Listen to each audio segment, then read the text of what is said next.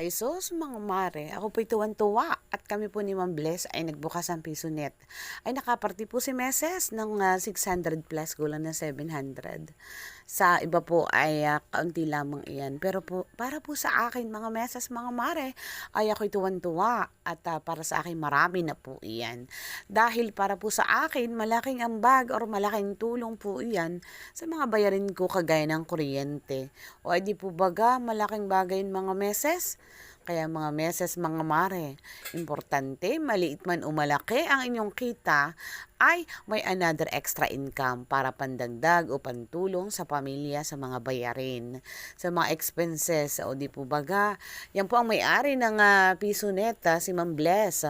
Thank you so much po Ma'am Bless sa pagtitiwala sa paglalagay nyo ng PisoNet dito sa aming bahay. Hayaan nyo mga minsan, babawi tayo.